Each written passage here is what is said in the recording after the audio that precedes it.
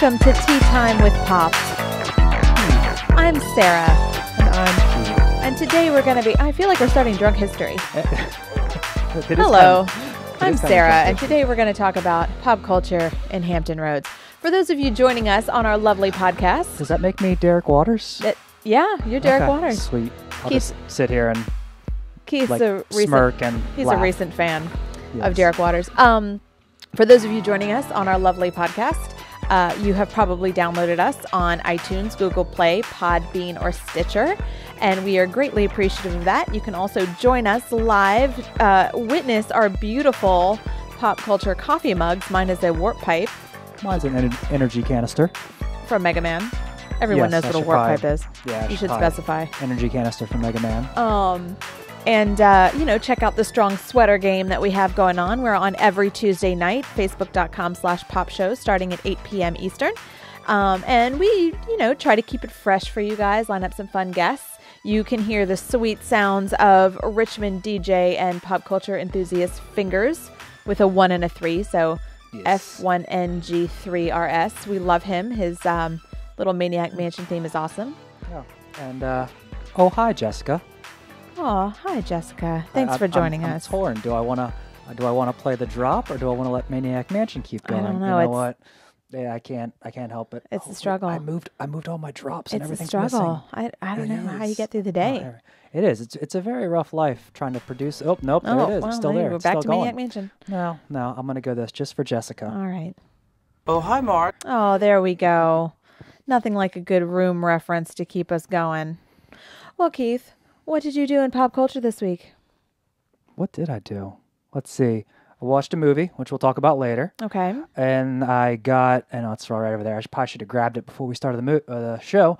But I got the Earthworm Jim soundtrack on vinyl.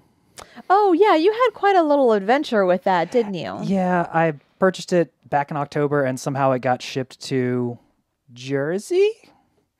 I get Jersey Yeah. and Virginia mixed up fairly It often. happens. Oh, hey, look, it's Justin. You know what? Justin needs to get one of these too, because Oh, hi, Mark. Justin helped to introduce us to the room. Him and Matt both. That's right. So- and we are forever indebted for that beautiful slice of cult cinema.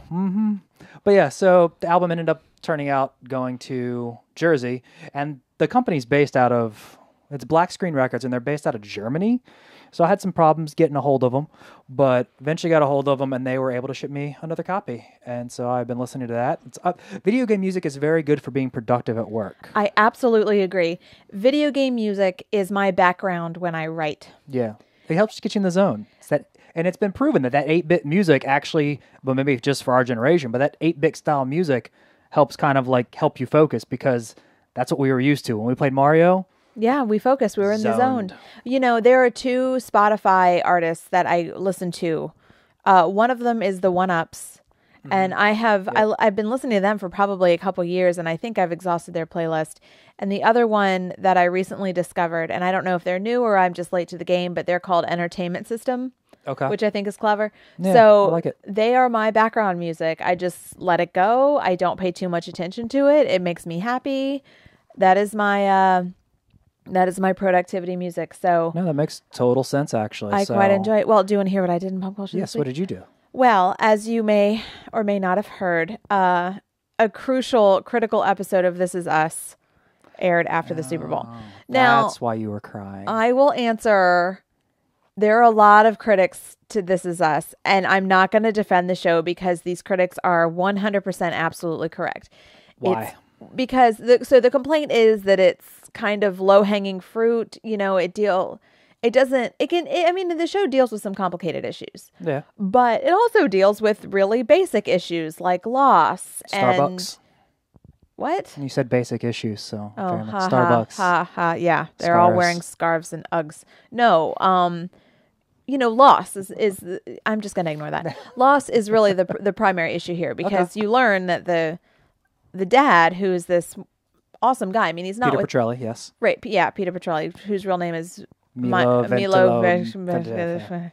Anyway, he he's a great dad. I mean, he's not without his struggles and he's not without his faults, but he's a great dad who loves his kids and works hard for them and wants to be great for them. Right, I'm with you. We know he passes away. We know he dies. Yeah, and then so for you the find that out like early yeah, on. early in the first okay. season. Yeah. So from there on, it's all how did we die? Or how did he die? How did he die? And Jessica's calling out your dad joke, by the way, about Starbucks. I mean, I've got the sweater for it today, so Thank it's you, only Jessica. fitting. Thank you. He is wearing the dad sweater. But anyway, so we know he's going to die. And the whole question was, how is he going to die? And then in the last couple weeks, it's been, actually, I don't really care how he dies. I mean, it's not that I don't care, but that's not my motivator for watching the show anymore. Right. Makes sense. Although now that we know, I'm not entirely sure what my motivator for watching the show is, but I will say, okay, it aired after the big game that we had, and I watched the second half of, and we watched the Justin Timberlake concert. Right, I should have said it was after the Timberlake concert. Yes. That had some, football episode on at the same time, which is weird, but It happens. whatever.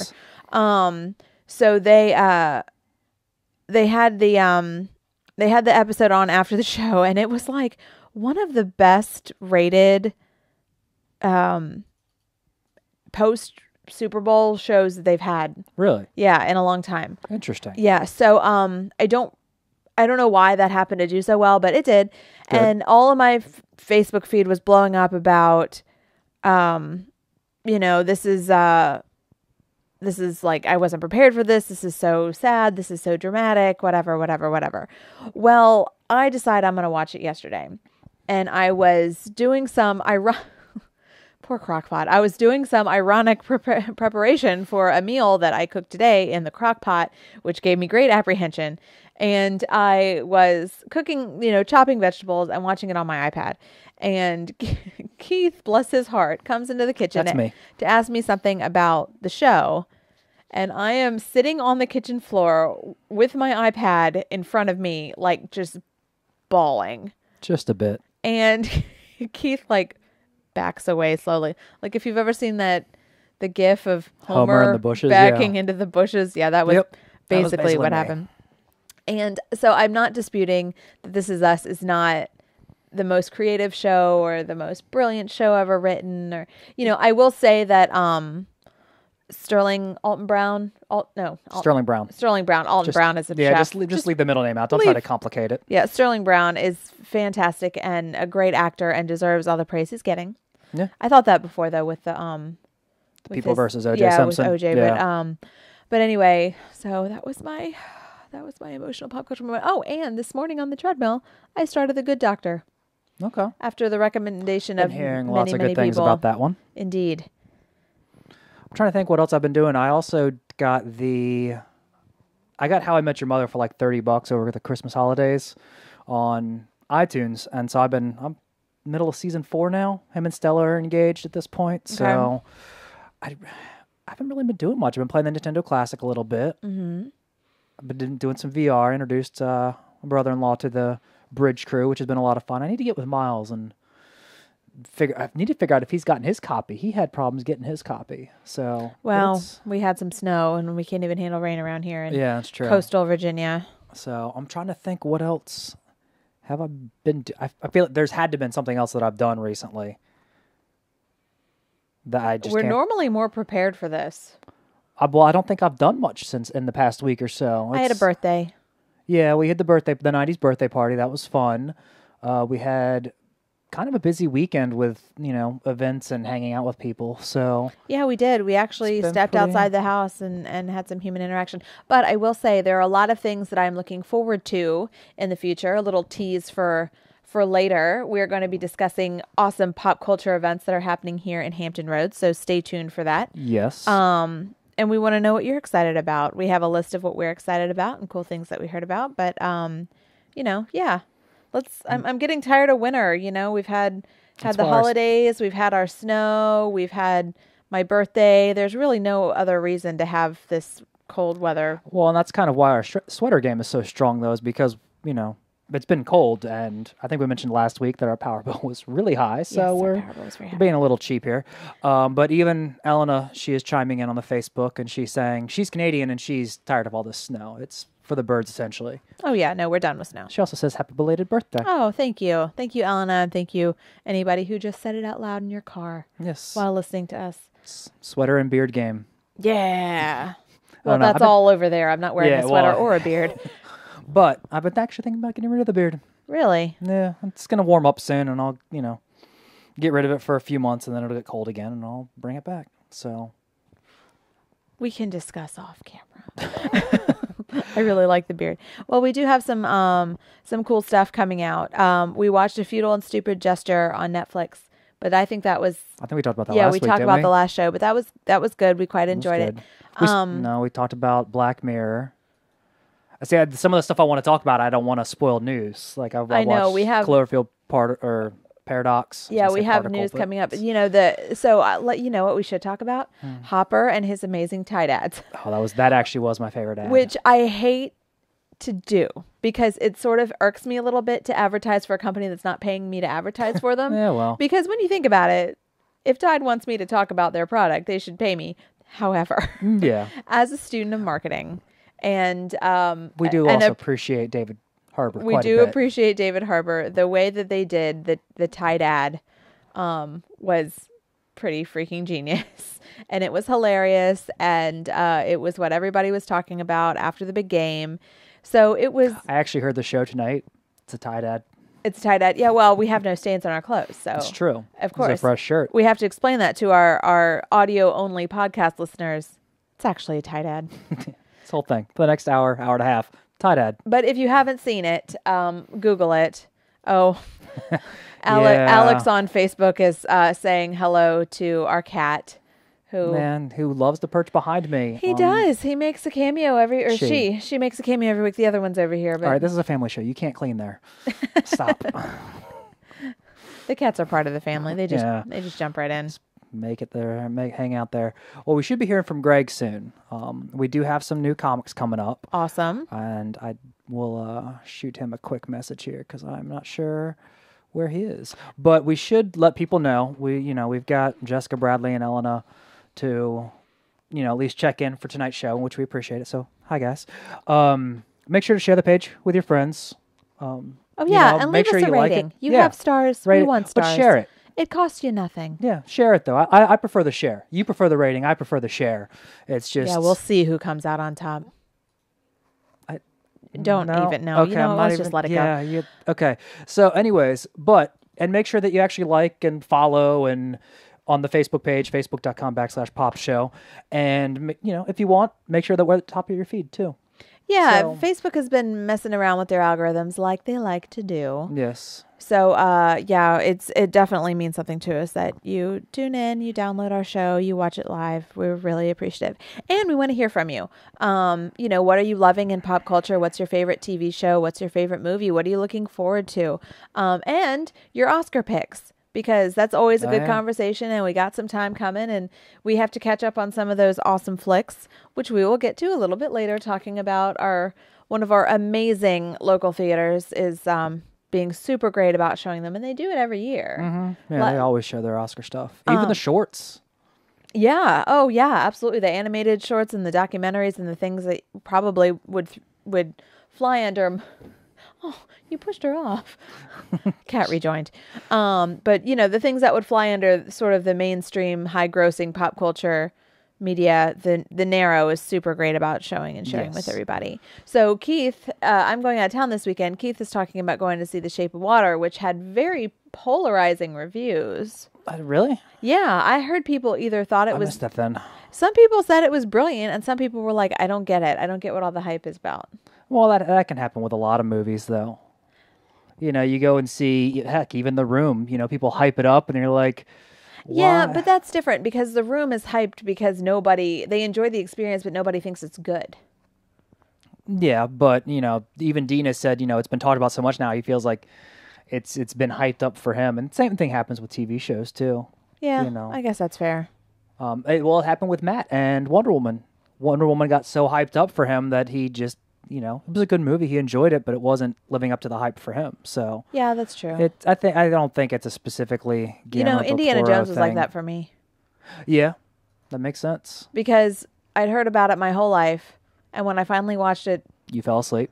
I didn't fall asleep. I fell asleep after it should have ended. Fair enough. And then it kept going, which I felt like I should not have been held responsible for.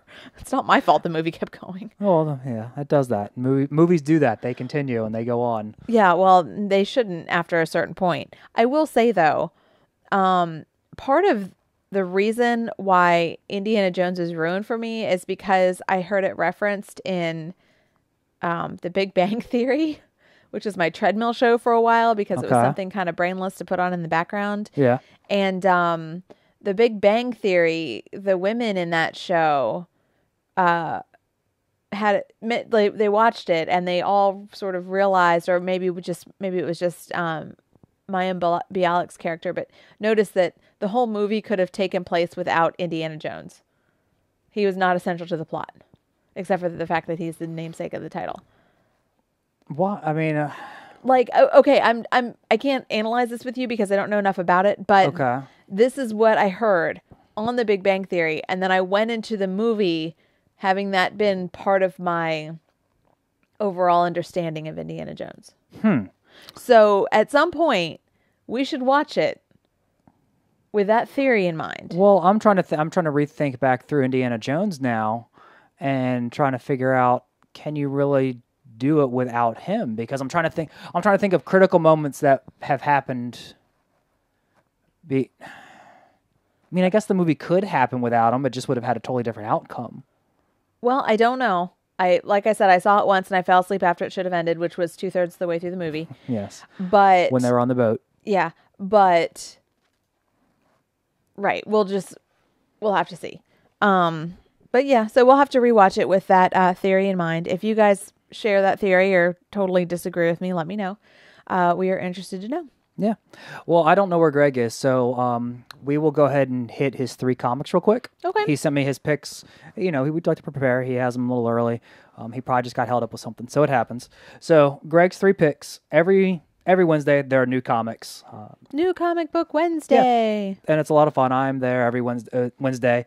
And we got 3 picks from Greg. And Greg owns and runs Local Heroes out here in Norfolk, Virginia, and has a great little shop. And so, you know, if he picks 3 comics, you know, they're pretty... He likes to pick the indie stuff, too, a lot. He doesn't like to pick the mainstream stuff too much. You know, he understands that there's a good demand for it, but he also likes to get some deeper cuts, if you will. Everybody knows who Batman is. Yeah, exactly. You're either into Batman or you're not. Exactly. And actually, that reminds me, Gotham by Gaslight is like a... Victorian Batman comic that got adapted into an animated film, and it comes out this week. I'm going to pick up a copy. So, is it steampunk Batman? Sort of, kinda. It's like Sherlock Holmes steampunk Batman, and he's going after Jack the Ripper. So Downey Batman. Downey Batman. Yeah, like Downey Sherlock Batman. Oh, steampunk Holmes. You're talking Robert Downey Jr. Yeah. I was like, no, Sherlock Holmes didn't live on Downing Street. No, that's the Prime Minister. Yes. Anyways, so Greg's picks for the week. X-Men Red. Jean Grey is coming back, and she got her own little team of X-Men, Nightcrawler, Namor, and Laura Kinney, otherwise known as X-23, or the little female Wolverine from Logan, the movie. Yep. You know, she's more teenager adult in the comics, so that's that. And then we got Versus. This is kind of an interesting one. It's a little bit different. It's war has become a spectator sport, and privately funded armies are going back and forth, and there seems to be some conflict with that. And they focus on one character, Seda Flynn, seems to be discovering how fleeting the limelight can be. And, you know, I think we're all pretty... Dun. Yeah, it's got some dark humorous satire. But we live in the limelight because we host Popped. Well, we do. But even this will be fleeting, you know? We'll get really big one day, and then it'll be gone. That's true. So it's just a matter of time. We'll burn bright and then fade away. Just like stars. Oh. And then last but not least, Swamp Thing. Classic character has been around for years. It looks like they're coming out with a... he looks humongous. Yeah, well, they've got a whole... It's called Swamp Thing Winter Special. So, new take on the Swamp Thing, and they will be got a whole new kind of story for him. So Cool. that was our Greg's picks for the weeks. Well, So, if you want to visit Greg, go to Yes. Local Heroes. He is located in the beautiful Norfolk neighborhood of Ghent on Colonial Avenue over by Kogan's Pizza and Video next Game to Heaven. Video Game Heaven. And across, next to Cafe Stella and across from the evil new Starbucks. And if you are not local to Hampton Roads, Coastal Virginia, whatever we're calling ourselves this week, go to Middlebury. comicshoplocator.com and support your local comic shop, because those are not big conglomerates. Those are just guys trying to feed their cats. Well, I mean, I don't know if That's Greg has accurate. any- No, I don't- that's I don't accurate. think Greg has cats. I'll ask Greg tomorrow if he has any cats. Oh, I thought I is that- turned this down. Well, Okay. Well, let me answer this. Sorry, I thought I turned that down. Greg, do you have a cat? Absolutely not. What See? a terrible. Thank you. I told you he didn't have a cat. You're calling in right at the end of your comic segment. We just kind of did your comic segment for you. That's amazing. That's good. It wasn't as good as you, but if you would have, I'm sure it was probably better. I doubt it. I mean, you're the one who's read these comics already, so you've got the know. I was just kind of reading some descriptions and trying to make them sound good so people come into your store and buy them. We like that. So- I got stuck talking to somebody, so Man, it happens, man. You got to some do people work. just don't want to shut up ever. Apparently, I get stuck talking to somebody every Tuesday at 8 p.m. Eastern. is Aw. it Keith? Because you're a lucky dog. He's the Yeah, best. exactly.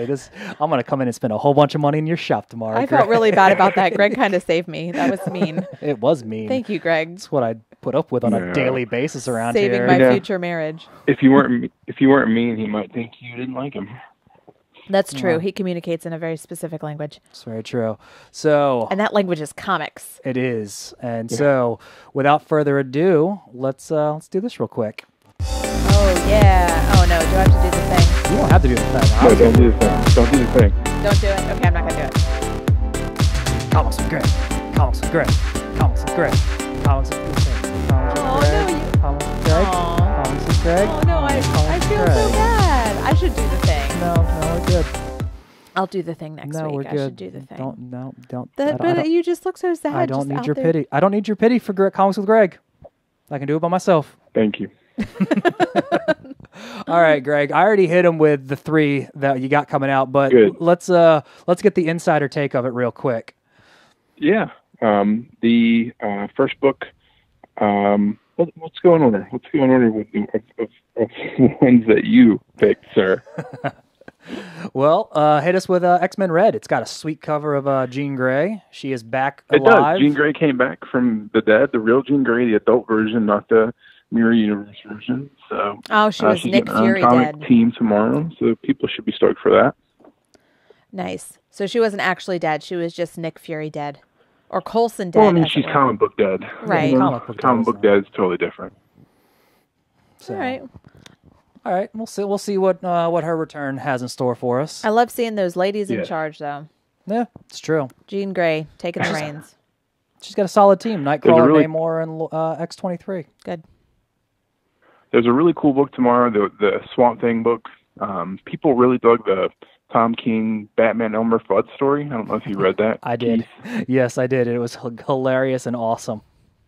I love the and way he they wrote tied it another all really in. great Batman comic in the annual that just came out like a month or so ago. And this is kind of in that same vein. It's a one-off Swamp Thing book written by Tom King, who also does Mr. Miracle, one of my favorite books. So this You've been is a raving really about that great Mr. Miracle Swamp book. Thing story, one issue, and it's out tomorrow. Nice. It's a one shot. It's not a ongoing series. Yeah, no, just one book. Good to So know. no, then. no long-term commitment at all. Okay. Even better. So And then the image book I was stoked for tomorrow, Versus. It has a very black science feel. If people have been reading that comic, the art is beautiful in this book. It's very intriguing. First part of the story. If you're into like a hard sci-fi, this is a good series. I feel like to jump in on from the first issue, which is also out tomorrow. Okay. Awesome. Well, we have already told them where they can get these fine Good, books. good. We can told them about local comic shop finder thing. Comic shop Good finder. thing I did it. Absolutely. Yeah, Comicshoplocator.com. Yeah. See, that's why Sarah has Shop that on. local and You're the- support guys with cats. And then you called. And then we found out you don't have a cat and you made me a liar. So go get a No, cat. it's true. I don't like cats. I don't like animals, children. I have People. some houseplants. That's about the level of my commitment. Whoa, it sounds like those houseplants might be depending on you. You be They careful. are. They are a little bit for sunlight and water. For me to keep them in the window. Are they cactus? Are they cacti? No, they're very much lush green plants that require attention like once a week. So Whoa. yeah, it's something. Aw. Look at you adulting. Greg's growing up. Awesome. All Well, right, guys. So hey, sorry I was late, and I'll hopefully next week I'll be on time. no worries. You're the hardest working man in comics, so you got to do business. But real quick, before you go, since we got you, we're talking tonight about local pop culture events, local things going on in the area, and I think you've mentioned before that you've got something coming up. Is that correct? Don't you have like another girls' night or something? Yeah, there's a ladies' night the first Thursday in March. And okay, first We'll Thursday talk in more March. about it as we get close to the date. But yeah, that should be great. It's going to be March 1st, to Thursday. Okay. And it'll be our second one. And ladies' night has been fun, so there's no reason to think why this one would be any different. Awesome. Well, sounds good. And any lady listening or watching is more than invited. Yeah, it's a good time. Definitely go check it out. So good. Yeah, so it's come. So the pop culture thing I'm most excited for is Dr. Beverly Crusher at the Tidewater Comic-Con, obviously. Isn't that cool? I know. I saw that. I'm super excited for them. Gates McFadden. I might have to go just for that. Yeah, she's the best. Definitely. I'll pay that $50 and get a photo or whatever with her. Hey, as far as con fees go, Tidewater's pretty low. Yeah. We can't speak to the attendees and their autograph and picture fees, but getting in the gates is pretty reasonable. Yeah, enjoy it while you can. Absolutely. The bigger that thing gets, the more expensive it's going to get. Yeah, so. And they do a good job. So I'm happy that they seem to do well and they get good guests and that people seem to have a good time. Yeah, definitely. And Greg, actually, Vanessa points out something that I didn't even mention. I'm wearing one of your sweet shirts right now just to promote local stuff today. So that's the best. Yeah. Well, when I get a new shirt, I'll give you one, and then you can wear that one for free. I will wear any shirt you want me to on this show. Thank you, sir. Well, let me rephrase that. Any local hero shirt you want me to wear on this shirt. Oh, come on. That could have been fun. No, I caught myself. I know who I'm working with you people around here. Fair enough. So, awesome, Greg. Well, as always, it's a pleasure talking to you, and I will see you tomorrow, sir. Thanks, guys. Later, man. Have a good week. You too. Bye. Bye. All right. You ready for some news? Yes. Ooh, that means we get to play this video now? Oh, Publometer. All sorts of videos. Publometro. I know. News. Yeah. News. You know I don't speak Spanish. In English, please. All right, let's talk about what's happening in pop culture news. Now, we're going to get into what's happening in Hampton Roads / coastal Virginia / the greater Norfolk, Virginia Beach area, but... / Tidewater. Oh, yeah, Tidewater. I forgot about that one. But for right now, we are going to talk about what is happening in pop culture this week all over the country and the world. So here we go. All right, let's do it. Several trailers released during the big game, which I feel like we'll get sued if we say Yeah, because they're really going to come after the money we've got. Yeah, well, that's true. It's getting blood out of a turnip there, but yeah, Bring it. Several trailers aired during the big game, including Solo, a Star Wars film. Isn't that what it's called? I think yes. A Star Wars movie, something like that. A Star Wars story. So this has been quite a embattled film. They were losing directors, and then it was At this point, though, it's not a Star Wars film unless you lose like two or three sets of directors. Like always be got a thing. But anyway, the trailer, it was real short. It was just like a little teaser, right? It was, was it even 30 seconds? Yeah, it was like a minute or so. Oh, no, you know what it was? It was a short teaser, and then they released the full trailer the following morning. That's what it was. Okay. Well, I thought it looked okay, but, there's a lot of Star Wars stuff coming and a lot of Star Wars news, and we aren't done with Star Wars. Our wonderful fans and friends at facebook.com/popshow who can comment on our stuff 24 hours a day, 7 days a week, and frequently do, have mentioned that Star Wars fatigue is becoming a thing. I mentioned that after Rogue One, because Rogue One didn't blow me away. And I was, it was a good movie. I had my gripes with it, as I do any movie. I've I'm going to critique it and evaluate it just as I would any movie, except for Ghostbusters, because that's the perfect movie. And critiqued, evaluated. It's perfect. Yes, exactly. And I came out of Rogue One being like, all right, yeah, it's a Star Wars movie. It didn't need to exist. Yeah, it was unnecessary. The whole Darth Vader thing at the very end with the plans right there. I'm going to stop because I will keep going. No, we'll keep talking about this. We've done this before. We've had our Rogue One show. And I was realized it's because I'm getting Star Wars fatigue. And which is weird because I still read the comics. I'll watch the TV shows, which I enjoy Rebels. And maybe I'm just getting fatigued about the Star Wars movies. Yeah. I'll pick up the Star Wars novel here and there, but, any Star Wars novel. And honestly, I probably am planning on getting the Last Jedi novelization just to kind of see what extra stuff didn't make it into the movie. But maybe I'm just getting Star Wars movie fatigue. I don't think you'd be alone. Mm-mm. I mean, it's a lot coming out. Vanessa points out that, well, I don't know if this is accurate, but she says there's 5 films coming out in like once a year forever. Right. Well, basically, we had a saga film in the odd years. We've got spin-off movies in the even years. So we're getting a Star Wars movie once per year. Yeah, it's a lot. And you've got to wonder, like, when are they making their own genre? Yeah. I mean, but that, subgenre, but yeah, I'm with you. Things are getting so siloed anyway with reboots and, we're just getting so much recycled anyway that's sooner or later it's going to get to a point where it's like, okay, too much of a good thing is still too much. Here's the thing with me for Star Wars, and I think this is why I focus on, Neil says it, everything in moderation, even Star Wars. Mm-hmm. Elena's thanking Disney. But I think it is... I think that's a sarcastic thanks to Disney. Well, I figured as much. But anyways, so I think with the movies, for me, I don't, Elena and Neil, Vanessa, anyone else watching can chime in. But I think for me, it's the fact that we're still focusing on original trilogy stuff. We're not... Rogue One. Well, if you get away from it, people lose their minds. Yeah, but of course they lose their minds if you stay with it too. At some point, though, they're gonna have to start. I think this is the Star Wars universe is loved because it's so massive, and you got all this stuff going on in it. It's not just the Skywalker saga and everything going around the saga films, right? It's because you've got characters like the Rebels cartoon series going on. Clone Wars focused a little more on the saga characters, but even that had spin-offs and added new characters that we like to see. And I think the fact that we're getting a solo movie instead of a movie about maybe a more random character that people still know, but it isn't, okay, we've had Han Solo now for...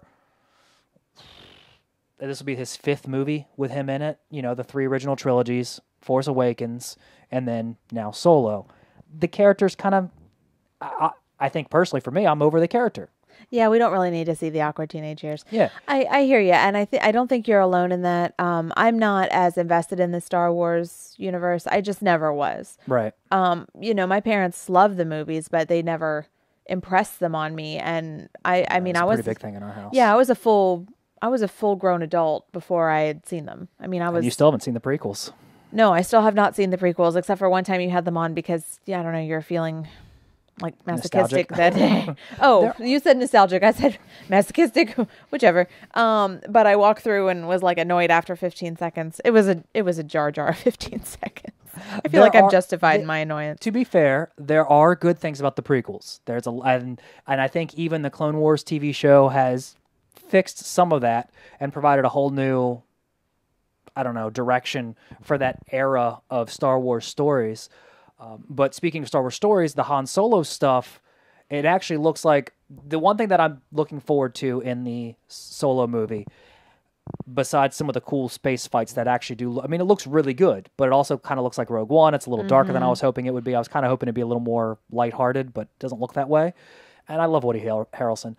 But it's Disney, when they purchased Star Wars back in 2012, I think in 2014, early 2015, they came out and said, yeah, all that stuff you guys have been reading as far as storybooks and comics here and there, it's all not canon anymore. Yeah. Which at the time I was pissed, but now I see kind of it's a lot of stuff to keep track of, and this way they can kind of control the story, and they are actually going back to those things and saying, hey, the Han Solo story, this is, we're pulling stuff from what they now consider the legends, the non-canon stuff, and they're saying, hey, we are still going to be looking at this stuff. And I actually read part of the decision for canceling all that canons, the old legend stuff, and making it non-canon was because in those, if you haven't read them, it's Chewbacca dies. He dies trying to save Han Solo's kids. And they wanted to keep Chewbacca around. They didn't want him dying off so early. So they decided, all right, let's scrap it. And, Elena says it's branding, and I don't disagree with that. It's just, it was a way for them to control it, and I get that, and I'm okay with it, because they are still pulling from that. Well, Alex made a good point in that they're pumping them out, they're hyping them up, and it's starting to look like a cash grab. It absolutely is. Oh, yeah. You're not fooling anybody. The authenticity and the love behind it is starting to feel diluted, which is unfortunate, because the love is genuine, and it's there for Lucas's original, concept in this world that he built. I mean, it's huge. Well, and Neil brings up something. He said what drew him to Star Wars was a mystique around the the main storyline, the saga films, and there were things left vague or just referenced. Because the Clone Wars was just barely mentioned in Episode 4 when Obi-Wan Kenobi's talking to Luke, and then now all of a sudden we've got a 6-season show about the Clone Wars and kind of a movie or two about it as well. And but now when you do that, if you don't answer, well, it's twofold. If you don't, they want to explain everything, like how they got Death Star plans, which, as we said, isn't really needed.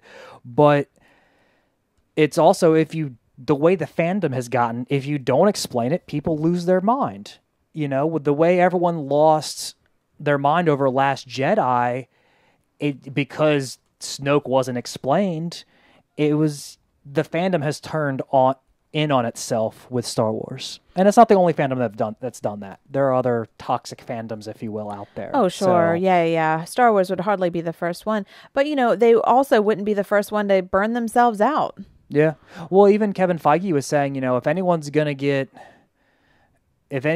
Marvel fatigue, it's going to be us first. But as of right now, they're still enjoying it from their perspective. And I'm sure they're, enjoying their barrels of money that they've got in their backyard. Seriously, they can just go cry into their heaps of money. So, but I mean, as long as they're still enjoying it, it'll keep happening. So let's segue to our next news item, which sort of does tangentially have to do with the Marvel, Disney, Star Wars juggernaut. Which is, the last few weeks in the news, there has been a Facebook group, and I think a group on multiple platforms, but I think it's most well known on Facebook, of trying to bring down Marvel, Disney, Star Wars, whatever. And they're doing this in the most idiotic way possible, in my opinion, by having everybody who joins this group, and I believe it's in 5 or 6 figures. Well, it was. Facebook took the group down. Okay. But rallying to leave bad scores on Rotten Tomatoes for movies that fall under this. Now, they specifically mentioned Star Wars and Black Panther. Correct. And the thing about Black Panther is, because it takes place in Africa and has so many wonderful African-American actors and Black characters, and it's being really embraced by the African-American community, there's no way that white supremacists didn't slip into that conversation. So that probably has a lot to do with it.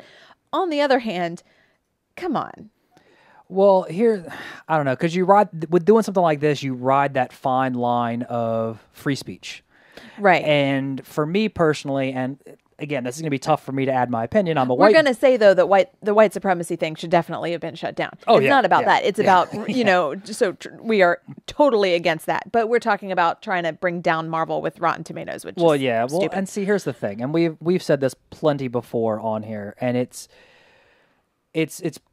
we've got all these things now. We've got IMDb, we've got Rotten Tomatoes, we've got all these different, ways you can read reviews, different sites. Hell, you can do it on popshow.com if you really wanted to. But the trick is just you can't use those as resources anymore. They're people, because you have people like this going on there and skewing the results. Yeah. They're going to skew the results because it's the internet, and apparently they don't have anything better to do with their time. And it's 2018. People like to complain over nothing. there's a What they should do. It's just exhausting. Like the new Turtles cartoons came out, the images for that came out. Oh my gosh! And people won't stop complaining about it. And I'm like, guys, it's a cartoon. If you get some time, go to facebook.com/pop show and scroll and find that article about the new Turtles. And I love the Turtles. You know, am I a fan of the design? No. Am I going to sit there and spend hours online bitching about it? So No. the new Turtle cartoon premieres when? In a couple months, maybe? I honestly I don't even know. Well, we've known that it was coming. Yeah. And recently, earlier this week or last week, I can't remember when, they released... grab a photo in time here, but continue. Right. They released photos, or not photos, still images. Concept art, basically, of the new design and, some changes. And we knew that Raph was going to be the leader, which we're all wrapping our heads around. I mean, it is what it is. But, we've been looking at this fun computer animated Turtles on Nickelodeon for the last few years, and it's been good, but they refresh it every so often. And you know what? People complained about that when it came out. Of course they did. People complained about everything. They ended up loving the show. What they should do is, instead of going online and complaining about everything, they should do a podcast that's online that complains about the complainers, because that's not ironic at all. At this point, it wouldn't surprise me. We kind of did that at one point when we had our old Shower Thoughts show. We did. We looked at YouTube comments and we kind of broke those down. Oh, pour one out for Radio Free Radio. Yes. But we had posted this new concept art of the... Well, it's not concept art; it's happening of the new Turtles, and it's a very different style. It is, but than we're used to. Now, it doesn't go full on crazy Michael Bay with the, because that's a whole separate thing. This is animation in the traditional sense. But it's very like choppy and angular, and of course, give me 5 seconds and I'll have it loaded up. Okay, for the Facebook video, but what it doesn't have, I mean, so we're used to, and I say we as a older millennial, we're used to their bubbly faces, I disagree. I don't. You are. And Elena, Jim Henson Muppets has been another thing people have been complaining about, but don't you worry there. Oh, we're getting to that. Okay, so it should be up now for those watching Facebook Live. But this isn't the first time we've had angular designs for Turtles. If you go back to the old 2003 show and you go about 6 seasons in when they got sent off to the future, it had very angular designs. There's a reason for it, for an animation point of view, is that they can do fights, they can animate fights quicker from the drawing perspective. It works better as an overall animation. I don't mind it. It's a new take. And we've had, at this point, 10 different versions of the Turtles, if not more. I could sit there and try to tally all of them up if you really wanted me to, but it would take forever. But, this is just another universe. If you don't like it, don't watch it, or go back to the stuff you do like. And the same goes for Star Wars or Marvel, to kind of bring it back around, because I kind of hijacked this topic. I apologize. But if you don't like it, that's fine. Well, it's not like these new Turtles are taking away the old ones. Yeah. And they even get like meta with it in the shows, and talking about like, oh, these look different, and then they wear like they crossover. Yeah, they cross over and they mock it. They do it in the comics. They do it in the show. So I think the creators of the Turtles know and appreciate that, and the voice actors, and they all play that game. Yeah. And I think that it's the viewers that are the problem. It goes back to the fandoms. But it's impossible to please, because even if you kept doing the same thing year after year for 30 years, it would be exhausting. And if you go back to the original cartoon, it doesn't hold up well. It's really kind of bad. Well, go back and watch the first season of The Simpsons. They've been on for how many years? Yeah. And they, it looks like it was done by toddlers. Right. And it was so great at the time. And, I mean, things have to change and update. And I know that it takes a hard left turn and some people get frustrated with it. I totally get it. I hate change as much as the next person, but it's life. Well, and to wrap this topic up so we can move on to the next news topic, find a reviewer or a website that that you like, that might not always agree with you, but if someone you like and they'll give an in-depth critique, and just kind of go back to them. Have like 3 or 4 reviewers that you like and go to them, and then instead of trying to look at Rotten Tomatoes and seeing what the crowd score is, and because all this stuff is skewed. You know, Rotten Tomatoes came out and said like a few weeks, what was it, with last year, they're like, oh yeah, our crowd scores are accurate. You know, we take, you know, good care of this stuff. We keep an eye on these things. And now they're blocking people from it. Now, granted, the people they're blocking are morons and are trying to skew this stuff in the first place. And this is why we can't have nice things. But, you know, there's no way to win. Fandoms, people. Right. All right, well, moving on. Next story. But please let us know what you think about the new Turtles or Star Wars or... Let us know when you go see Black Panther. Yeah, we want to know. Because that thing's going to blow up like gangbusters. I know, so I'm looking forward to that one. It's looking promising already. Yep. As Vanessa said, Family Guy, another one. So. All right, so... Next. I'm going to toss this one to you because I don't know anything about it. Cloverfield Paradox was announced during the big game on Sunday and was released shortly after. And apparently that's a big deal for some reason. Go.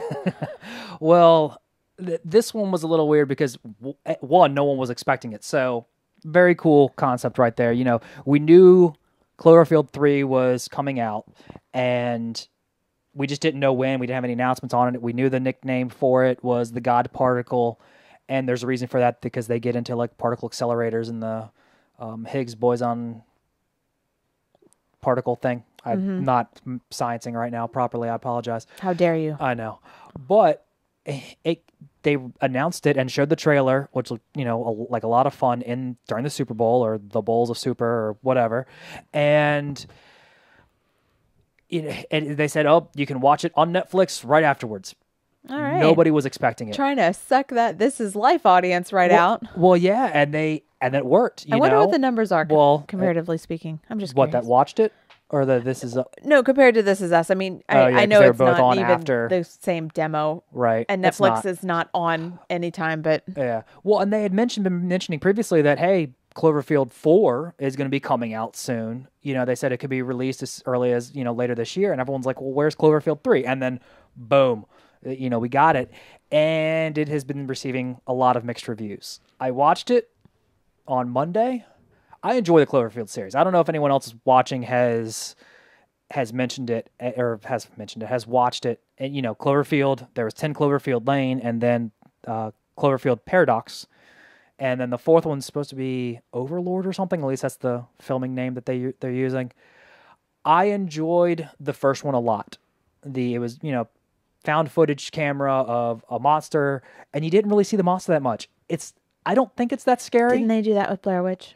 Yeah, but and this was actually towards the end of that whole found footage, like, not genre. This has been going on that long.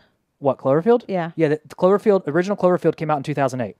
Oh. Which I meant to get the book before we started the show to see if it was in the book. Because oh man, that stupid book. I might have to see if it's in the book because I think the first movie's worth it. The second movie, and see, this is where they've kind of screwed up the franchise. I need to explain the book first to our new listeners. I once made the worst purchase of my life and bought my boyfriend. Or the best. Tomato. No, the worst. I bought my boyfriend, who is now my fiance, a book called. Yeah, that guy. 1001 movies you have to see before you die. And the result is, if it's in the book, we must watch it. Mm-hmm. And we have obviously, hopefully, are looking forward to very long lives. So we're not really putting the gas on anything, but occasionally. Unless our crock pot catches fire. Well, we have to be very careful about the crock pot. But occasionally a movie will come up of which I have no interest in seeing. Cabin in the Woods. Yeah. Alien. Yeah. Evil Dead. Aliens. That's coming at the Narrows soon. And we'll talk about that. But occasionally a movie will come up that I have no interest in, and we will consult the book, and if it's in the book, then I have to just suck it up. So when Keith says he meant to look in the book to see if Cloverfield was in it, yes, it's just going to be another ruined night in my future. And apparently it made Vanessa sick. So to be fair, I don't know why it made her sick. It's literally a guy that jerky camera. Yes, that jerky camera movement. And this is also, as I said, at the end of that whole Blair Witch era. This came out in 2008, but it was done really well. For a monster movie, I thought it was done really well. I didn't think it was that scary, kind of some gross out moments there. Mm-hmm. But overall, Cloverfield 1 was really enjoyable. Cloverfield 2 wasn't even originally supposed to be a Cloverfield movie. They filmed this movie and they were like, oh, hey, we can make... J.J. Abrams was like, hey, we can make this into a... I hate it when I accidentally make a Cloverfield movie. You know, that's kind of the joke now at this point, is that like Cloverfield 4 is going to be a movie that we we didn't even realize was a Cloverfield movie until Cloverfield 6 comes out. I'm like, oh yeah, that movie you saw a few years ago, that was technically Cloverfield 4. Yeah, that's been the joke among some of the people talking about it. That's hilarious. It is. So, but 10 Cloverfield Lane was a movie with John Goodman and Mary Elizabeth Winstead. And it was actually a really good movie because, I mean, you don't even see the monster stuff is not till the very end. And it's actually just a really good movie overall. And, you know, as Walter just chimed in, he said Cloverfield had such promise. Now it's patchwork. You know, it's with this God particle, it was another movie that was originally written, had a script. I was reading some differences about it today. I think on Screen Rant, they had the kind of comparisons of the original script versus what it became when they made it a Cloverfield movie, and it got into like alternate realities, and then at the very end of the movie, well, I won't spoil it, but they tie in the Cloverfield monster at the kind of towards the end. So I don't know how I feel about it. It had a really good cast of characters. Okay. Honestly, I liked watching it for the cast. I liked the potential the movie had, but overall it was just kind of, you know. All right then. I liked the first Cloverfield so much, I'm going to try to stick with it, but I think it's becoming like this anthology movie series that's not going to do all that great, but I am trying to stay positive. All right, well, I appreciate that. You were in the minority there. Yeah, you know, but I might have to see if we can get you to watch Cloverfield 1. Yeah, maybe even at least start it. I'm so excited about it. You should be. It's a good movie, and it's funny. It's funny. So, moving on. Walter said put the Cloverfield monster in the next Spider-Man movie. That's kind of the joke. I mean, a buddy of ours who was tuned in earlier, Tom White, and I were talking about it. It's with this long chain. Cloverfield 10 is actually just going to be the first Cloverfield movie. It's going to be Cloverfield 1, open parentheses, 0, close parentheses. It's going to be the first movie all over again. Yeah, get creative. Full circle. Get creative with those sequels. So, all right. Speaking of, well, this isn't really a sequel so much as an update or a reboot, but there is a new Muppet Babies coming. It is a reboot. It is a reboot. Yes. There will be a new character, and Jenny Slate, as you know, as Mona Lisa Saperstein in several episodes of Drunk History, which I feel like we keep money, please. I feel like we keep referring to her. She's also literally the worst. The worst. I think that she, little Parks and Rec reference for you there. Really should have cut drops. I'm horribly unprepared for that. I know we were unprepared. We'll be there next week. No, we're plenty prepared for the later topic. Oh, I'm sorry, Elena. But anyway, she's gonna be voicing Nanny.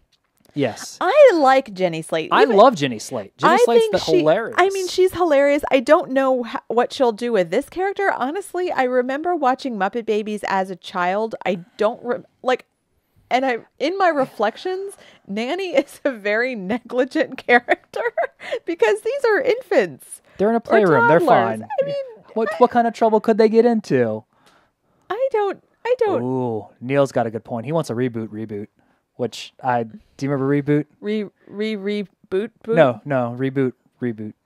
So like the original Reboot was like the CGI cartoon that came out on CBS with like blue skins and it was in a computer. It was pretty great. I remember. So I'm with Neil on that one. Walter, I don't know why Gonzo was looking up her skirt. She has a shorter skirt than the previous nanny. She's wearing tights that have dinosaurs on them. Apparently. Is that what those are? Dinosaurs? But so there's a new character. Yes. Oh, I want to say though, for you pop fans who tune in every week, next week we are talking to Guy Gilchrist, who is a Henson era Muppet cartoonist. Yes, he's actually met Jim Henson. He has. They have pictures together and jealous. everything. He still does some art. He sends us cute little pieces every once in a while, but we're going to have him on next week, and we'll ask him about the new Muppet Babies, ask him about what he's doing now. He most recently was drawing Nancy and Sluggo, you know, the comic strip, but has a long history with the Muppet franchise, and that's where he got his big break. So tune in next week for Guy Gilchrist, where we'll ask him about this. But back to Jenny Slate. Yes, Jenny Slate. The problem I'm going to have with this is I'm not going to be able to not hear Mona Lisa Saperstein / Tammy from Bob's Burgers. Yeah, she's got a very distinctive voice. But, you know, remember, I mean, the era is over where, you know, the voice of Snow White wasn't allowed to, like, speak anywhere. Remember, the original voice of the original voice of Snow White was hired by Disney under the with a contract that she was never allowed to use her voice anywhere else again. And she never did. She never recorded her voice for anything else except for she did the Wherefore Art Thou, Romeo in Wizard of Oz. Oh. Yeah, it was a really weird, it's like an interesting little footnote, which makes you feel kind of bad for the actress. Yeah, different time though. Yeah, Like, I mean, yeah, totally. and you know, Disney wasn't necessarily known for being open-minded back then. Right. But Okay. at any rate, Disney knowledge. we'll see. Yeah, we'll see. So don't miss Guy Gilchrist next week and Jenny Slate as Nanny in the new Muppet I've got a movies. problem with the new character. Well, real quick, the whole getting back to the fandom thing. Mm-hmm. People were complaining because Skeeter's not in this. They Oh, replaced Skeeter yeah. with Summer Penguin, which I have a problem with this. Not because it's a penguin; it's a very cute penguin. She's right there in the center Yeah, of the she's pretty picture. If you're cute, yeah. watching, if you're watching Facebook Live, but why would you name a penguin Summer? But that's the point. That's the joke. Is that what they're going? I mean, like, Yes, it's, okay. I It's mean, I just- would hope. I guess I feel like Winter Penguin would make more sense. No, Summer Penguin's it's just a kinda, joke. okay. They're just doing the joke then. I hope they're just doing the joke. They're just trying to be ironic, huh? Oh, well, yeah, of course. Okay. But yeah, I mean, it's Muppets. I'm gonna watch it. I've got a whole shelf of Muppet stuff back there. You can see the Rolf and the Kermit next to Sarah if you're watching Facebook Live. You know, it's Yeah, I love, Muppets are our thing, definitely. Well, they're one of our many, many things. Yes. Speaking So- of things that are our things, Yes. there's this Ninja Bunny cartoon, and again, that's It's not a ninja bunny. It's a samurai bunny. It's Usagi Yojimbo. He's finally getting his Do you own still cartoon. have the Tina Moan on there? I'm sure I do somewhere. Hang on, let's see here. I mean, Ninja Bunny. That is how I it's a- feel about Ninja Bunny. It's a samurai bunny. Okay, well, anyway, you were a big fan, and apparently Yes. something happened with him today. Yes, so he was getting please his- discuss. Usagi Yojimbo has been a long-running comic, over 200 issues between Fantagraphics and Dark Horse. The same guy has been writing this and drawing it for the past 30 years. Wow. Stan Sakai. It's committed. Oh yeah, and Committed to he's his a Ninja solid Bunny. artist. He's been doing this a long time, and it's great stories. He pulls from Japanese culture. It's all anthropomorphic animals. You may have seen him already, but he is crossed over with the Ninja Turtles in comics and cartoons, in the 80s cartoons, in the 2003 cartoon, and in the 2012 cartoon. So, you know, he's mainly known. Well, he is known in the Turtles universe, at least. So I'm happy he's finally getting his own standalone cartoon. I hope something comes of it, and I hope it's successful. So, Oh, good for him. yeah, I'm All looking right. forward to it. That was very succinct. I'm proud of you. Yeah, kept it short and to the point. Good job. And our last story is a sad one tonight. John Mahoney, the cantankerous dad from Frasier and Ione Skye's dad in Say Anything, passed away at 77 yesterday, which we're all sad to see. We all loved him. He was great in what he did. And, you know, I've got to say, our friend of the show, Will Harris, mentioned his performance in Say Anything. And that was I remember that. And it's because... So if you've never seen Say Anything, I highly recommend it. It's an 80s flick, John Cusack, you know, the scene where he holds the boombox over his head. That's that movie. Great movie, great flick. But he played a single dad to Ione Skye, who's a beautiful young high school student who falls in love with John Cusack. And through this whole era in this young woman's life, she falls in love with John Cusack, which is great, but she also learns about some of the stuff that her dad was doing that wasn't necessarily, like he was just involved in some bad stuff. He was making conscious, poor decisions. And she had to kind of had that moment that we all have at some point in our life where we realize that our parents aren't necessarily always making the right decisions, and they're going to let us down, and we're going to misunderstand them. And that's like a whole other separate thing that I don't want to get all sad about because it's going to remind me of This Is Us and I can't cry again. But that was profound for me because I myself have had a father in my life. And, you know, I remember having Makes that moment. one of us. Well, Oh, Keith. Dude, no. We're getting really dark here. So Don't get dark. Stop. Lighten up. Lighten up. No, I did. I'm just. But yes, Sorta. so we're going to lighten up by talking about my dad's death. After he passed, I watched Say Anything Again, and that performance was so profound to me. So rest in peace, John Mahoney. You did great work, and we will remember you. And he had a good life. He did. Very solid life. So now, switching gears into something positive and awesome, let's talk about Hampton Roads. Tidewater? Coastal Virginia? Norfolk Virginia Beach region? Oh, I don't know The what seven any cities? of those are. The eastern third of the state. Let's talk about things that are happening there. As you know, we love our pop culture and we love to keep track of what's happening all over the country and the world with cool developments, good movies, TV shows, web series, all that stuff. But we live in beautiful Norfolk, Virginia, which is lucky to be in a great region with lots of local cities and a lot of fun stuff. We've got a lot of creators, a lot of cool people around here who are making some amazing things.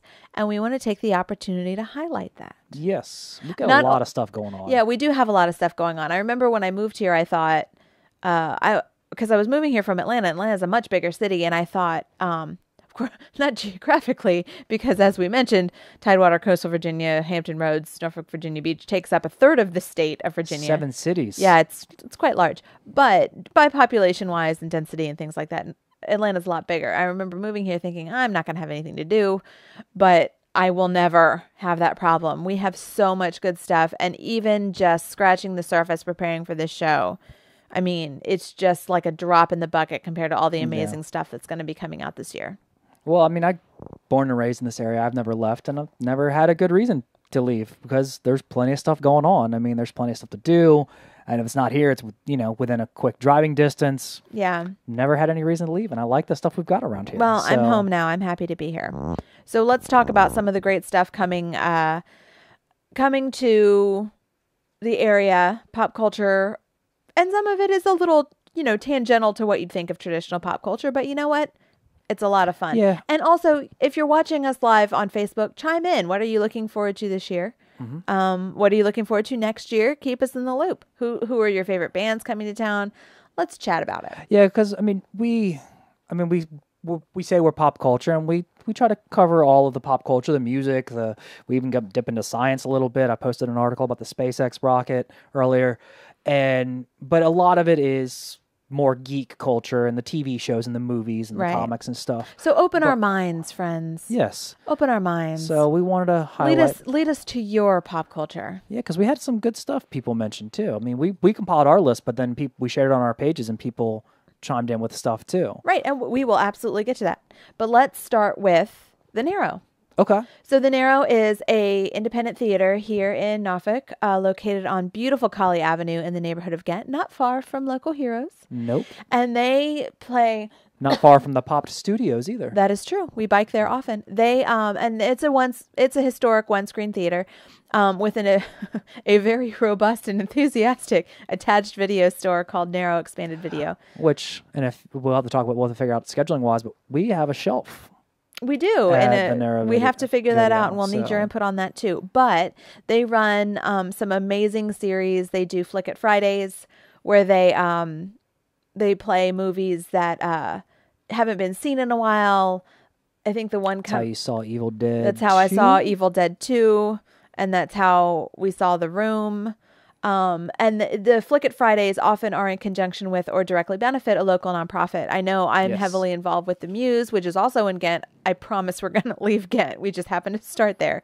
But start with the stuff close, then we're going to branch out. Yeah, but the Muse is my local writer center, which we will also talk about later with some of their fun events. But they are they do a lot to benefit the different groups around here. So some of the fun things coming at the Narrow, Legally Blonde, which I literally quote on a daily basis. Yeah, because true. Every time I go to the gym, I probably am calling up my best friend Alexis and saying, I'm going to go exercise because exercise gives you endorphins and endorphins make you happy. And happy people don't kill their husbands. They just don't. I probably say that once a day.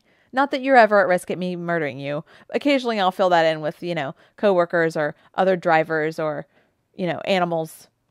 My dog rolled in something this morning. If I mysteriously end up dead in the coming weeks/months, This episode is how people prove Well, how you know I what? and We how, just need to why, keep- and who killed me. We just need to keep going to the gym. Is the feedback that you're You getting? need to keep going to the gym, obviously, Also, so you don't kill me.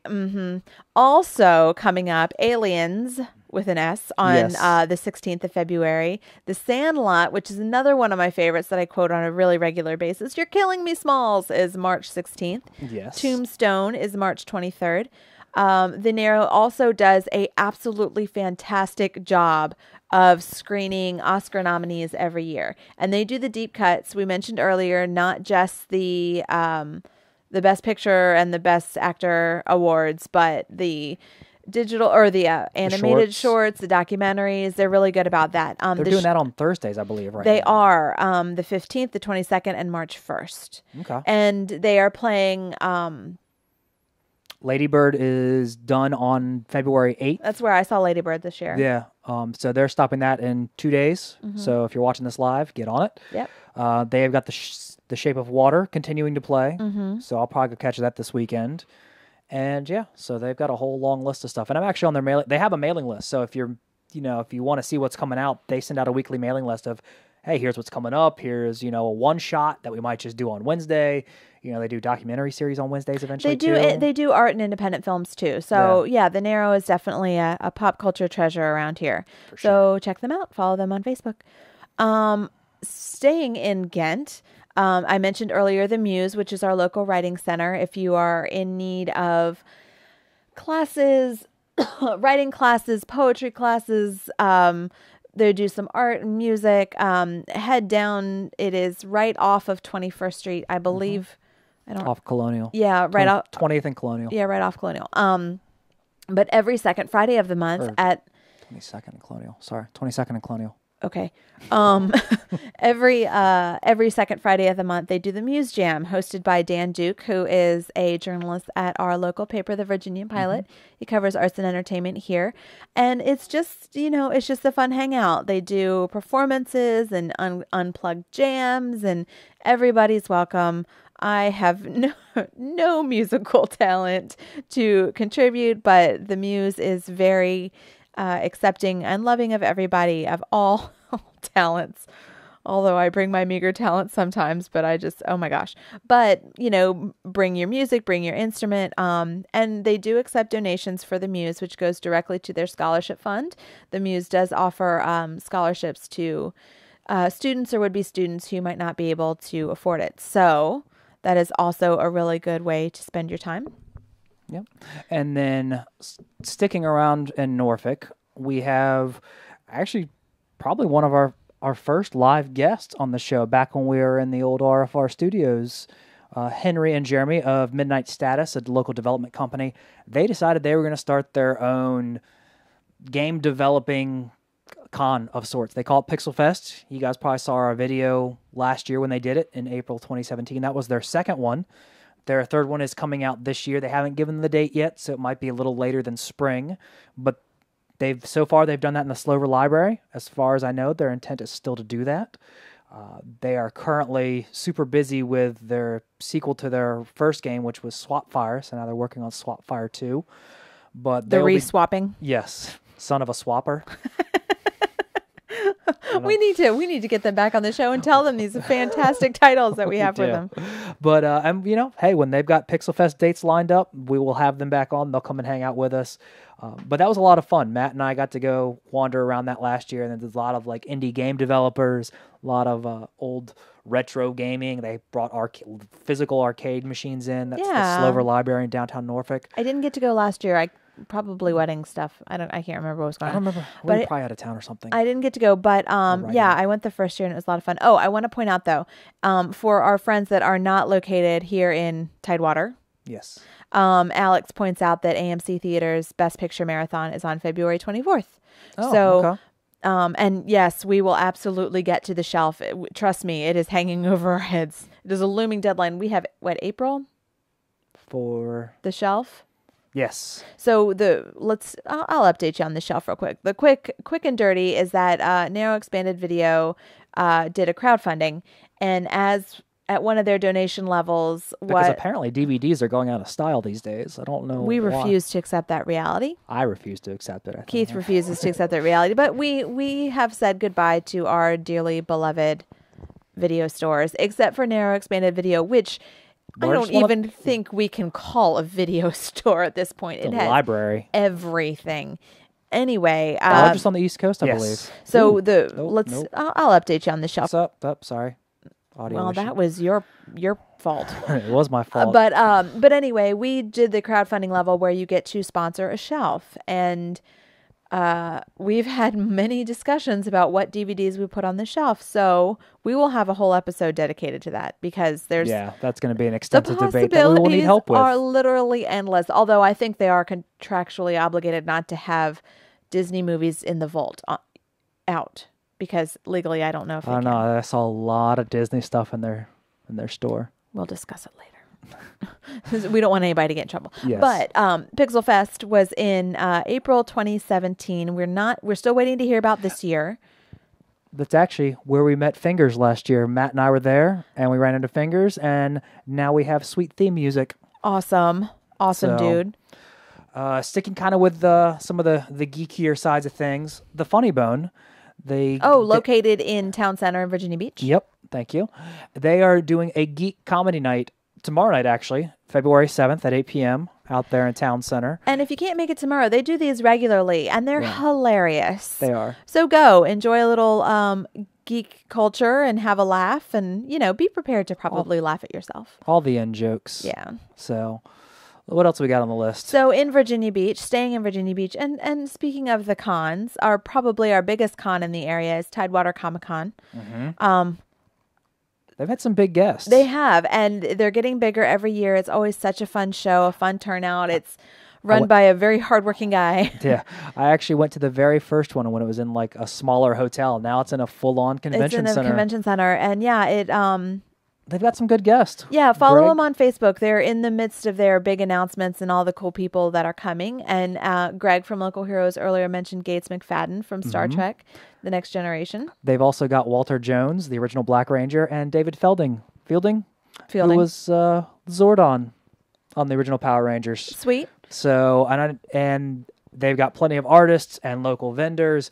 And I was talking to Mike the other day, the hardworking gentleman who's put this all together, and he said they've got three more big mystery guests that he couldn't tell me, but he said will be revealed soon. So That's awesome. good reason to follow him. Well, hopefully we'll get to talk to him before the con goes down, which is May 12th and 13th at the Virginia Beach Convention Center.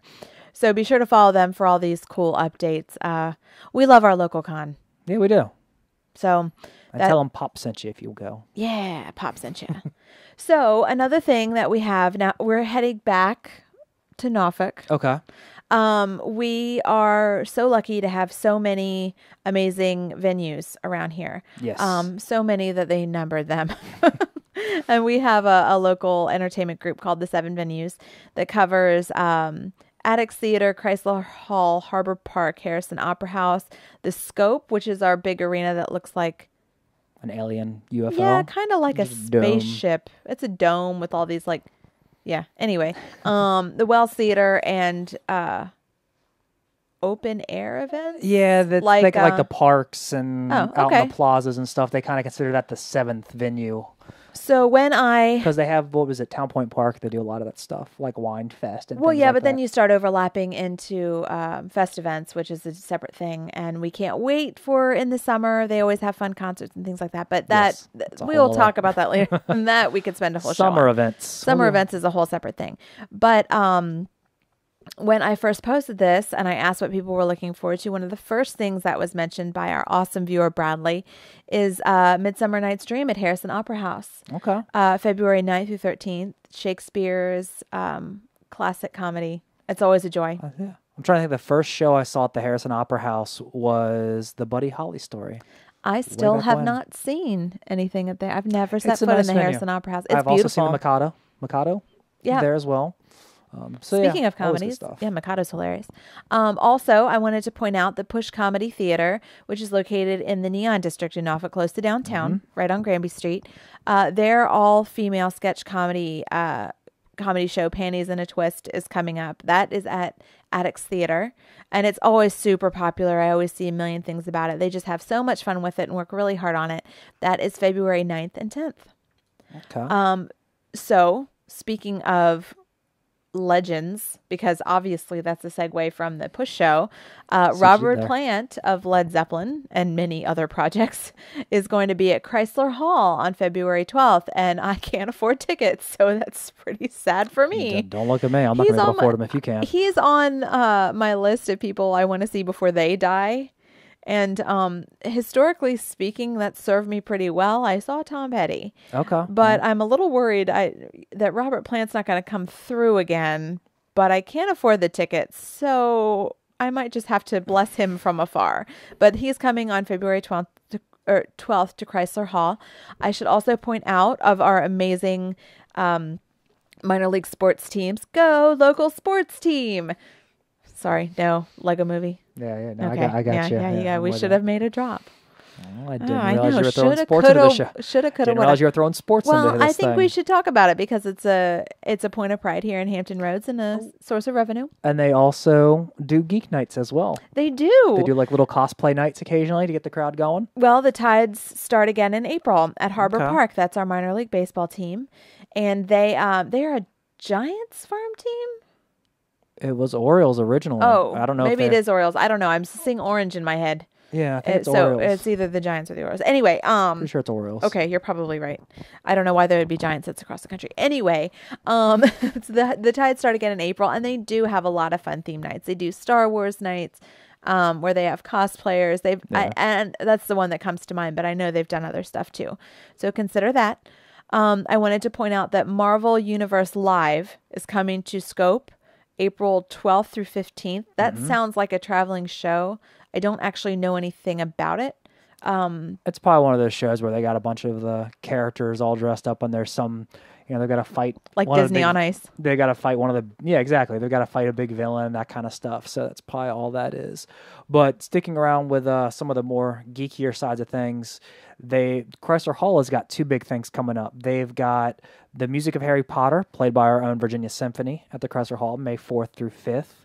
But something a little earlier, they've got the music of John Williams. We were talking Star Wars earlier and all that stuff, but he's done more than just Star Wars. But, March 24th, the music of John Williams, also with the Virginia Symphony. So, Jurassic Park, Indiana Jones, Schindler's Lists, all that stuff, all of his music is going to be, some of the highlights of that stuff is going to be played by our own Virginia Symphony. So Tim Anderson is commenting that he is looking forward to St. Vincent at the Narrow. Okay. And Marcia Ball at Bayou Boogaloo, which is our Cajun festival, which is always so much good. fun. I think good music too. And he says on April 7th, Peter Bernstein, one of the nation's best jazz guitarists, is playing at the Attics. Okay. In a jazz club kind of way, which sounds Yeah. super awesome. And I feel like a family member of yours would want to be there for that. We do not have a good enough jazz clubs in this area. We talk about that fairly regularly. He also wanted to know about the sci-fi con that happens at the Chesapeake Public Library, which I remember hearing about last year, but I have not seen anything about this year. So we will keep an eye on that for you. Yeah, I'm trying to think. We had a friend of the show do a bunch of his zombie stuff, but the last time I saw that was years ago, so I haven't really heard much about it. So we'll have to keep an eye on that one. But kind of keeping with the cons, this weekend actually, our alma mater, ODU, they've got a student group there, ODU Con. They are putting on their own little mini con from February 9th through 11th over there in the Student Center, Web Center there. Nice. And it'll have anime, video games, tabletop games. They've even got panels going on, so it literally is a mini con. So that'd be kind I of will cool. tell you, I feel like, and I know this because we were totally geeks in college, but geeks have a home at ODU. Every time true. I go through the Student Center, which, by the way, doesn't even house the bookstore anymore, but there are always, it is always lines out the door for Smash or Mario Kart, and then the pool tables are like abandoned. So they've got a nice little TV area there where people come in and bring their systems and plug right in. So, and they've even got the tabletop games, people playing games on the tables out by the food court and that kind of stuff too. And some of our favorite people teach at ODU. Tim being one of them, Miles, who comes on the show every once in a while. So Yeah, ODU is a good little haven for our geeky friends. Yeah. It was a haven for us, still is for me. Basically, sticking with the cons real quick. We'll hit a few more here. NecoCon, their 21st one, is going to be November 2nd through 4th, so you got some time to prepare for that one. That's coming to the Hampton Roads Convention Center up in Hampton. You've got Anime Mid-Atlantic right here in Norfolk, right by Waterside, actually. That will be June 15th through the 17th, and the early registration price is still good until March 1st. Nice. And then we just missed MarsCon up in Williamsburg. That was back in mid-January, but the 2019 date will be January 18th through 20th, and apparently that is the longest-running con in Tidewater, started back in 1990. So when it was still Tidewater. Yeah. Or maybe it was Coastal Virginia then. Who knows? It'll change. Like the weather, give it 30 seconds, give it it'll 30 change. Seconds, yeah. There's also RavenCon, which is like sci-fi and fantasy. It's a lot of books. It's more books-based. And that's actually also going to be in Williamsburg, and that's in April 20th through 22nd. So very cool. Some of the cons we picked up there.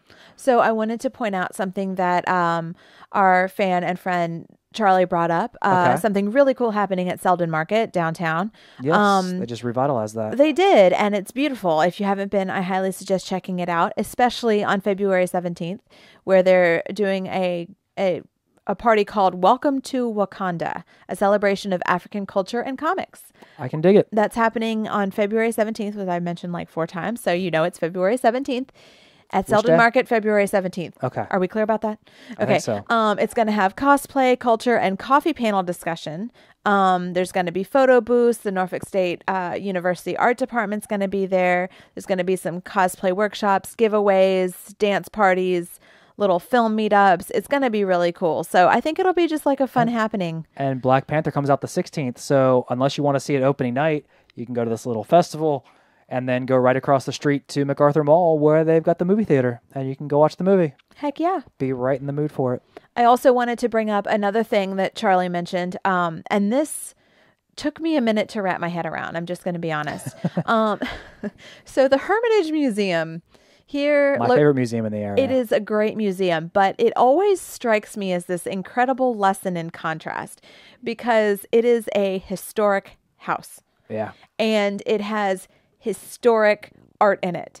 And then whatever exhibit they have is like always super out there. They have got their exhibits. I've been going to the Hermitage Museum, well, apparently when I was a kid. I don't even remember it, but there are pictures of me at the Hermitage. In more recent years, I've been going to the Hermitage probably now for 5-6 years, if not longer. And their exhibits have gotten bigger and bigger. And they did the Burning Man exhibit a few months back. And they did lights. They set everything on fire at the end of it. Mm-hmm. It was really cool. They've had, light exhibits. They've had like Native American exhibits. They have this big stick house that they built, and I can't remember the artist now, and I feel really bad about it. But they have these amazing immersive sculptures that come out. I mean, just and like these like glass and origami and these things that you wouldn't think would fit. And the Hermitage Museum is such a unique treasure that we have around here. But upcoming, and again, like I said, I knew that it is a lesson in contrast, and still I was surprised to see this, but I think it's super cool. It's called the Dream Clinic, and it's starting February 17th, but you can't go opening night because that's already sold out, but it's running through March 10th. It's also expensive. Well, their opening parties are expensive, but they're worth it. Yes. But they're doing this in partnership with Virginia Stage Company. And what the Dream Clinic is an immersive theater experience combining the writings of Virginia Woolf and your wildest dreams. I don't even know what that means. I don't know. My dreams can get pretty wild. There's a lot of food. You'll and video see how games. wild they can get. Now, I don't know. I honestly don't want to spoil it for myself by delving too much into it. Okay. Apparently, it's just a surreal environment that's gonna. It'll unlock. You know what I bet it's like? Hmm. The theater show up in D.C., the Dream World with the Neil Gaiman. I remember that. Yeah. So, I mean, I don't know what's going to happen with it, but I think it sounds super cool. I can't wait to check it out. And you should too. It made me think of the, oh my gosh, it was in Atlanta when I was there. It was a touring show where they cut out all the lights and you had to just like listen. Okay. I mean, it was just, they basically deny you of your sight. There was also a machine that was supposed to simulate REM when I was at Bonnaroo one year, but maybe I'm not remembering that correctly. But there were these like pods where you sat in, and they basically blacked your. It was supposed to be lucid dreaming, where you put it looked like a VR headset, and they basically simulated light flashes that was supposed to mimic our like REM sleep. Interesting. So you would do lucid dreaming. I don't think that's what this is, but it made me think of that. Yeah.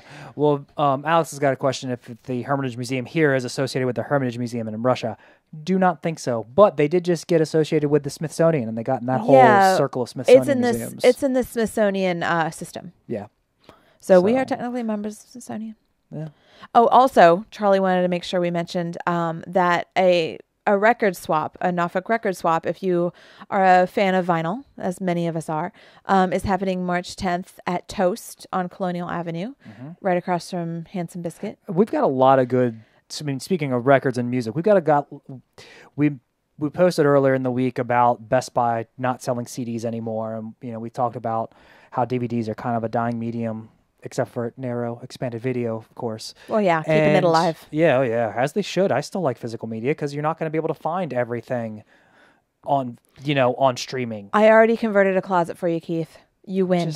I'm just saying. You win the box art conversation. I know. No, I'm not even making the box art conversation. I'm just saying that not everything is available streaming. It all ends in the box art conversation. Well, the box art does come up. Anyways, oh yes, there are 2 local music shops that still sell vinyl. They still sell CDs. Birdland Records out in Virginia Beach. They're always putting stuff on too, as far as events and having musicians come in for signings and that kind of stuff, or release parties for records. And they have got a wide range of stuff. And there's also Skinny's Record, also right by Toast, actually. So right across from the Muse in Ghent. Yep. So those are some stuff coming up. We went back to Norfolk. We told you we wouldn't, but we did. Well, and that actually reminds me, speaking of things, and I forgot to check with another mic before we started the show. So many awesome mics in our life. Yeah, they're just running festivals, man. And the Starfire Festival, that was one we did last year in April. Again, a lot of festivals in April. It's a good month for it's a good spring. So that I believe they're doing another one, but keep an eye out for Starfire Festival. That's like a music, video game, that had an amalgamation of all sorts of cultures. Yeah, it was a lot of fun together. Though. It was a lot of fun. Food trucks too. Yum. CD is not dead, Ezra. Just because you join in and decide to jump in and say, "Oh no, CD's dead," I've still got no, they can't see it in your screen. I've got a whole tower of CDs because when net neutrality has been scrapped and we're all paying a whole bunch of money to stream our music, I'm going to have CDs. So, new rule, podcast fans, when you do join our show on Facebook Live at 8 p.m. on Tuesdays, which we really hope you do, you are not allowed to mention that physical media is dead. You're not allowed to because it'll get him going and then we'll never talk about anything else. We know box art is valuable. We know that if the internet... So are liner notes and CDs. We know that if the internet blows up... Look... I'm just saying. I can't have this conversation again. You can't buy stuff off iTunes. You don't own it.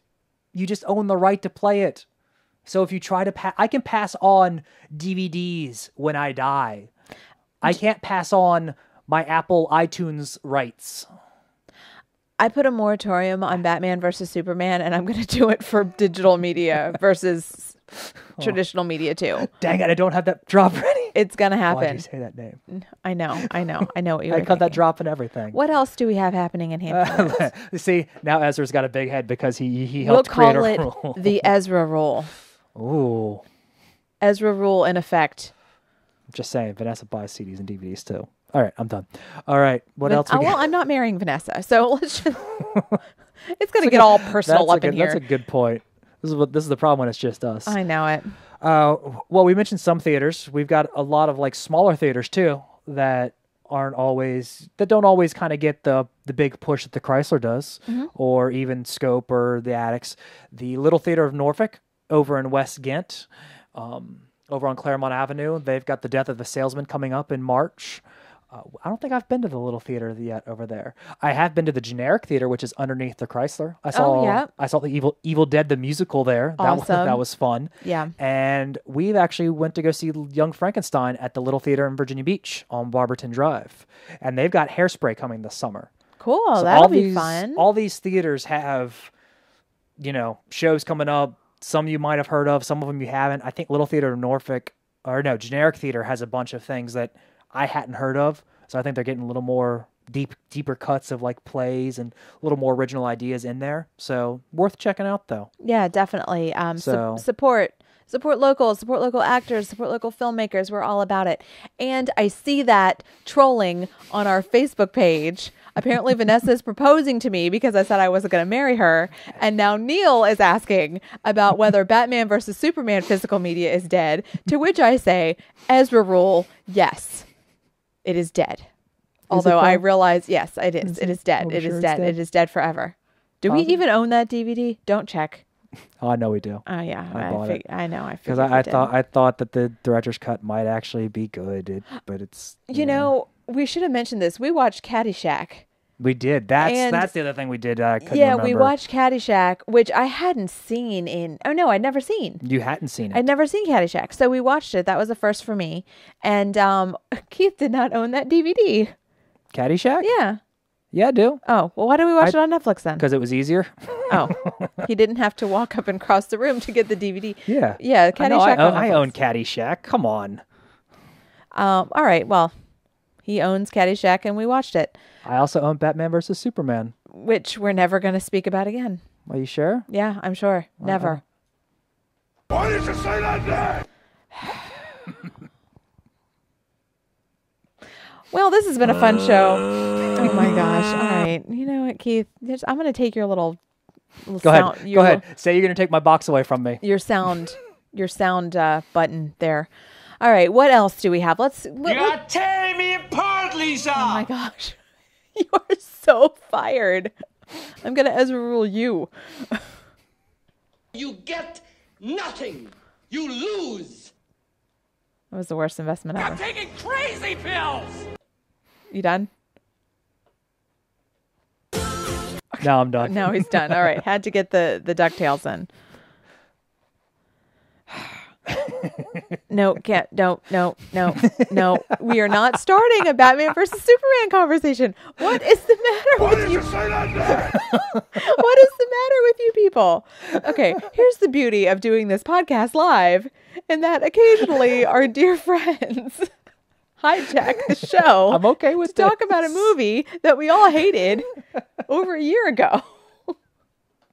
Why did you say that? Never. No, Alex. Okay. Stop. Why did you say that?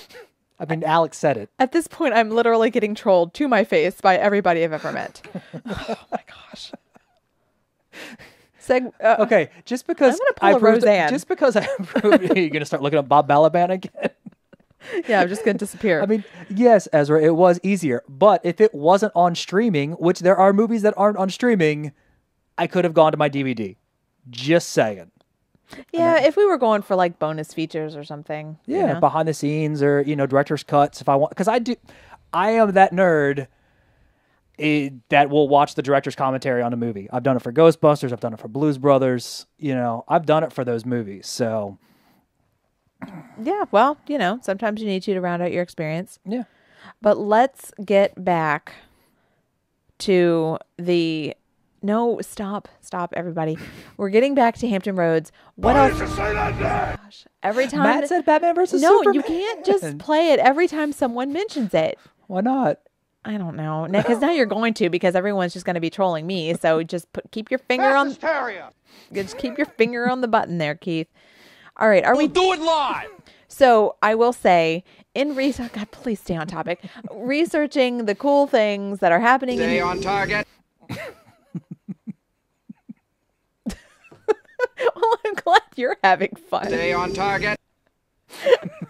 When researching this stuff that we have going on here in Hampton Roads, a lot of these calendars aren't quite built out yet. So to review what we went over, yes. So you can follow them yourselves and take part in this amazing local talent and activity and make some new friends.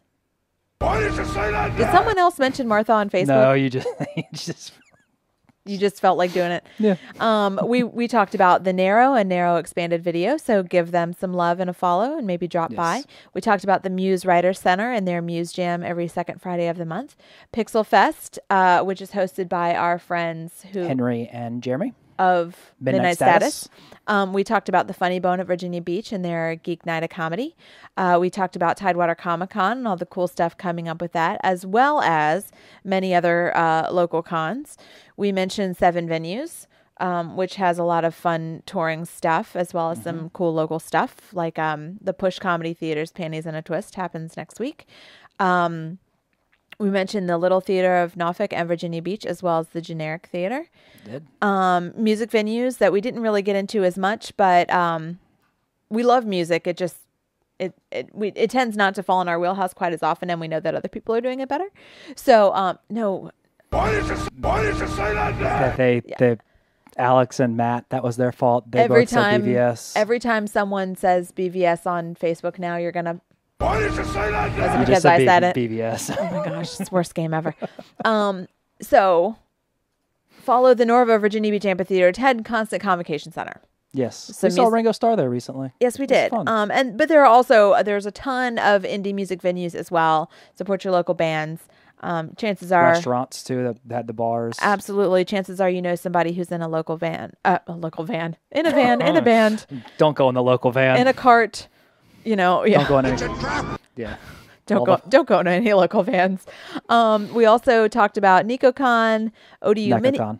Neco. NecoCon. My bad. Sorry. cool. NecoCon, ODU MiniCon, Anime Mid-Atlantic, and MarsCon, and RavenCon. We mentioned all of those. There's a lot of cons out there. There are too many to list, but we've tried to pick up some of the highlights of some of the ones. Yeah, this is just our quick sum up. We talked about Welcome to Wakanda happening at the Selden Market on February. Yeah, that'll be fun. We talked about the Hermitage Museum here in Norfolk, and we talked about the record swap that happens fairly regularly. I see it posted on Facebook pretty often, but that is happening at Toast.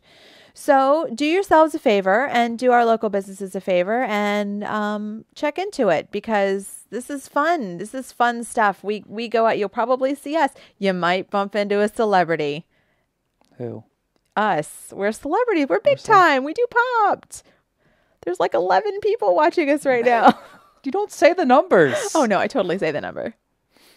What is bit? Inconceivable. We're big time. So you never know. You could run into us at one of these awesome events. But more importantly, you're supporting local art, local business, keeping people employed and sharing what you love with other people who also love what you love. And that's what it's all about. Any questions? You're missing one. What am I missing? Oh, there we go. Sorry, I was too busy. Why did you say that? Well, this has been a fun show that I quit forever.